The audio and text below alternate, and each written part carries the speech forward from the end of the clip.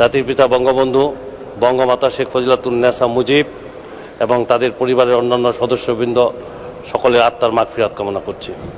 মাননীয় স্পিকার, মহান স্বাধীনতা যুদ্ধে যারা শহীদ হয়েছেন, যেসব মা বোন তাদের সম্ভ্রম হারিয়েছেন এবং এখনও যারা পঙ্গুত্ব বরণ করছেন, তাদের শ্রদ্ধা স্মরণ করতে চাই। সেই সাথে 1975 সালের 3রা নভেম্বর কেন্দ্রীয় কারাগারে শহীদ জাতীয় 4 নেতাকে এবং 21শে আগস্ট গ্রেনেড হামলায় নারী নেত্রী আইভি রহমান সহ যারা শহীদ হয়েছেন তাদের নাম আমি শ্রদ্ধাভরে স্মরণ করতে চাই। মাননীয় স্পিকার, আমি ধন্যবাদ এবং কৃতজ্ঞতা জানাই মাননীয় প্রধানমন্ত্রী দেশরত্ন শেখ হাসিনাকে, যিনি আমাকে মনোনয়ন দিয়ে এই সংসদে আসার সুযোগ করে দিয়েছেন, এবং সেই সাথে ধন্যবাদ কৃতজ্ঞতা জানাই ঠাকুরগাঁও 2 আসনের আপামর জনসাধারণকে। মাননীয় স্পিকার, গত 6 জুন এই মহান সংসদে মাননীয় প্রধানমন্ত্রী দেশরত্ন শেখ হাসিনার নেতৃত্বে মাননীয় অর্থমন্ত্রী মহোদয় যে বাজেট পেশ করেছেন, এই বাজেটকে আমি ঐতিহাসিক বলবো।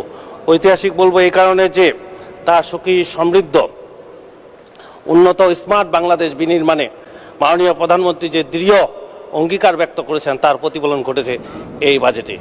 এই বাজেটের মাধ্যমেই মাননীয় প্রধানমন্ত্রী বেকার সমস্যার থেকে যেমন কর্মসংস্থানের সৃষ্টি হবে, মুদ্রাস্ফীতি কমবে, অর্থনীতি আরও গতিশীল হবে। মাননীয় স্পিকার, করোনা কাল সহ রাশিয়া ইউক্রেন যুদ্ধ, নানাবিধ সংকট পেরিয়ে মাননীয় প্রধানমন্ত্রী দেশরত্ন শেখ হাসিনার কৌশলী নেতৃত্বে যে বহিঃপ্রকাশ ঘটেছে এই বাজেটে। এই বাজেট বাংলাদেশ আওয়ামী লীগের নির্বাচনী যে ইশতেহার তার সাথে সঙ্গতিপূর্ণ এই বাজেট। মাননীয় স্পিকার, বাংলাদেশের জনগণের নিশ্চয়ই মনে আছে যে বিএনপি জামাত জোট সরকারের সর্বশেষ বাজেট ছিল 68,000 কোটি টাকা, এবং আমাদের মাননীয় প্রধানমন্ত্রী দেশরত্ন শেখ হাসিনার নেতৃত্বে এবারের যে বাজেটের যে আকার তা প্রায় 7,67,000 কোটি টাকা। মাননীয় স্পিকার, দেশের জনগণ মনে রেখেছে, অথচ মির্জা ফখরুল ইসলাম আলমগীর তিনি এই বাজেটকে কল্পনার ফানুস বলে তিনি ব্যঙ্গ করেছেন। আমি ওনার উদ্দেশ্যে বলতে চাই, আসলে তাদের পায়ের তলায় আর মাটি নেই, তারা দেউলিয়া হয়ে গেছে, এবং বিএনপি নামক যে দলটি আছে এই দলটি শূন্যের উপর দাঁড়িয়ে কল্পনার ফানুস দলে আজকে পরিণত হয়েছে। বিশেষ করে এই দল, মাননীয় স্পিকার, জঙ্গিবাদের আস্তানার দলে পরিণত হয়েছে। অথচ আমাদের মাননীয় প্রধানমন্ত্রী জননেত্রী শেখ হাসিনা যখন বিদেশ সফরে যান, আমরা লক্ষ্য করি যে কিভাবে আপনার বিদেশের যে রাষ্ট্রপ্রধানরা আছে তাকে সাদরে গ্রহণ করেন। এই তো কয়েকদিন আগে তিনি ভারত সফরে গেছিলেন, সেখানে বিশেষ করে সেই দেশের প্রধানমন্ত্রী এবং সেই দেশের বিরোধী দলীয় নেত্রী তারা কিভাবে আমাদের মাননীয় প্রধানমন্ত্রীকে সানন্দে গ্রহণ করেছেন, আন্তরিকতার সহিত কথা বলেছেন, শুভেচ্ছা বিনিময় করেছেন, অভিজ্ঞতা বিনিময় করেছেন, এবং 2 দেশের পারস্পরিক বিষয় সম্বন্ধে তারা আলোচনা করেছেন। এই হলো আমাদের মাননীয় প্রধানমন্ত্রী দেশরত্ন শেখ হাসিনা। মাননীয় স্পিকার, আসলে বিএনপি নামক যে দলটি আছে মাননীয় স্পিকার, এই দলটি দলের জন্য, দেশের জন্য ভালো কিছু করতে পারে না। কেউ ভালো কিছু করলে তারা সইতে পারে না। মাননীয় স্পিকার, মাননীয় স্পিকার, আমি আমার বক্তব্যের আমার নির্বাচনী এলাকার কিছু দাবি দেওয়া আমি এই মহান সংসদে উপস্থাপন করতে চাই। বিশেষ করে আমার যে নির্বাচনী এলাকা, এই নির্বাচনী এলাকা মাননীয় প্রধানমন্ত্রী দেশরত্ন শেখ হাসিনার নেতৃত্বে আমাদের আগের যিনি সংসদ সদস্য ছিলেন আমার পিতা আলহাজ মোহাম্মদ দবিরুল ইসলাম, তিনি অনেক উন্নয়ন করেছেন। এখনও সেই এলাকায় উন্নয়ন চলমান রয়েছে, কিন্তু তারপরেও এই আসনটি যেহেতু বারবার আমরা মাননীয় প্রধানমন্ত্রী জননেত্রী শেখ হাসিনাকে এই আসনটি বারবার উপহার দিই, সেই জন্য এই এলাকার মানুষের প্রত্যাশা অনেক বেশি। তাই এই এলাকায় কিছু রাস্তাঘাট এখনো কাঁচা রয়েছে, এই কাঁচা রাস্তাগুলো অত্যন্ত পাকাকরণ করা জরুরি।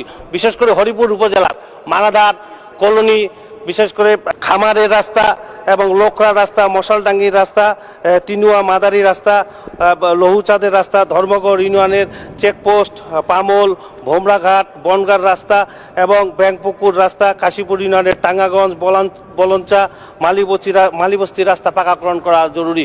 বিশেষ করে নারগুন নামে একটি ব্রিজ রয়েছে, এই ব্রিজটি নূতন করে করার জন্য আমি মাননীয় মন্ত্রী মহোদয়ের দৃষ্টি আকর্ষণ করছি। এছাড়া আমার উপজেলা বালিয়াডাঙ্গি, ভানুর ইউনিয়নের কোরিয়া, কলন্দা, বাঙ্গাটলি, চর্তা থেকে শিমুলতলি রাস্তা, চর্তা, ধনতলা, পারিয়া, আমজানখোর, বড় পলাশবাড়ি, দোষ ইউনিয়নের কিছু রাস্তা পাকাকরণ করা অত্যন্ত জরুরি। আরও অনেক রাস্তা রয়েছে, এই রাস্তাগুলি পাকাকরণ করা হলে আমাদের যে মাননীয় প্রধানমন্ত্রী যে স্মার্ট বাংলাদেশের স্বপ্ন দেখিয়েছেন, এই স্মার্ট বাংলাদেশের স্বপ্ন আমরা বাস্তবায়নের পথে অনেকটা এগিয়ে যাব ইনশাআল্লাহ। মাননীয় স্পিকার, ঠাকুরগাঁ বিমানবন্দরটি স্বাধীনতার পর চালু ছিল। এই বিমানবন্দরটি পুনরায় চালু হলে সে দেশের মানে ওই এলাকার মানুষের অনেক সুবিধা হবে। পাশাপাশি রানীশঙ্কল উপজেলার ধর্মগড় ইউনিয়নের পাকিস্তান আমলে একটি চেকপোস্ট চালু ছিল, এটি স্বাধীনতার পর বন্ধ হয়ে যায়। চেকপোস্টটি চালু করা হলে এলাকার মানুষ অনেক উপকৃত হবে। আবার আমার নির্বাচনী এলাকায় বালিয়াডাঙ্গি এবং হরিপুর উপজেলায় হাসপাতাল দুটি 50 শয্যা বিশিষ্ট 100 শয্যায় উন্নীত করার জন্য আমি মাননীয় স্বাস্থ্যমন্ত্রী মহোদয়ের দৃষ্টি আকর্ষণ করছি।